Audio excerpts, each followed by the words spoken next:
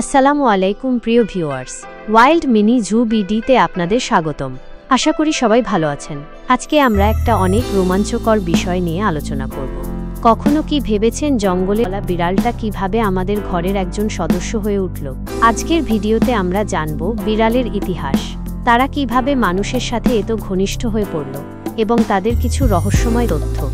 আপনারা হয়তো ভাবেন বিড়ালরা খুব অলস, কিন্তু আসলেই কি তাই? চলুন একসাথে এই রহস্যের জাল খুলে ফেলি। তো চলুন ভিডিওটা শুরু করা যাক। বিড়াল মানুষের সবচেয়ে জনপ্রিয় পোষা প্রাণীগুলির মধ্যে অন্যতম, কিন্তু কখন এবং কিভাবে এই সুন্দর প্রাণীরা আমাদের জীবনে এতটা গুরুত্বপূর্ণ হয়ে উঠল? চলুন বিড়ালের ইতিহাসের কিছু রহস্য উন্মোচন করে ফেলি। বিড়ালের আদি নিবাস।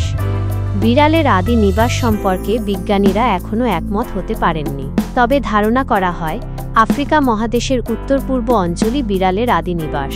সেখানকার বন্য বিড়ালের সাথে গৃহপালিত বিড়ালের অনেক মিল রয়েছে। জঙ্গল থেকে ঘরে বিড়াল কিভাবে মানুষের সাথে এত ঘনিষ্ঠ হয়ে পড়ল সে সম্পর্কে বিভিন্ন তত্ত্ব রয়েছে। একটি জনপ্রিয় তত্ত্ব হল, মানুষ যখন কৃষিকাজ শুরু করে তখন তাদের ফসল ইঁদুরের আক্রমণের শিকার হতো। বিড়াল ইঁদুর শিকার করে এই সমস্যার সমাধান করে, ফলে মানুষ বিড়ালকে তাদের বাড়িতে রাখতে শুরু করে। বিড়ালের ইসলামে অবস্থান। ইসলাম ধর্মে বিড়ালকে একটি পবিত্র প্রাণী হিসেবে বিবেচনা করা হয়। হাদিসে বর্ণিত আছে, নবী মুহাম্মদ একবার তার জামা উপর একটি বিড়াল ঘুমিয়েছিল। তিনি জামা কেটে নিয়ে গিয়েছিলেন বিড়ালটিকে জাগিয়ে না তোলার জন্য। এই ঘটনা থেকে বিড়ালের প্রতি ইসলামের শ্রদ্ধা বোঝা যায়। বিড়ালকে অলস বলা হয় কেন? বিড়ালকে অলস বলা হয় কারণ তারা বেশিরভাগ সময় ঘুমায়। আসলে বিড়ালের শিকার করার জন্য অনেক শক্তি ব্যয় হয়, তাই তারা শিকারের পরে বিশ্রাম নেয়।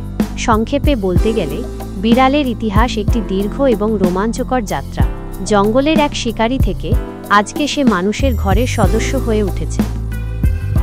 আজকের ভিডিওতে আমরা জানানোর চেষ্টা করেছি বিড়াল সম্পর্কে কিছু অজানা রহস্য। তো ভিউয়ার্স, আজকের ভিডিওটা এই পর্যন্তই। আপনাদের কেমন লাগলো কমেন্ট করে জানাবেন। আগামী ভিডিওতে আমরা বিড়ালের বিভিন্ন প্রজাতি নিয়ে আলোচনা করব। কোন প্রজাতির বিড়াল সম্পর্কে জানতে চান কমেন্ট করে জানান।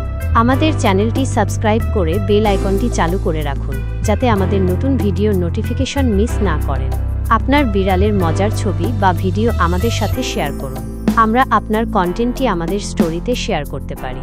সেই পর্যন্ত সবাই ভালো থাকুন, সুস্থ থাকুন। আল্লাহ হাফেজ।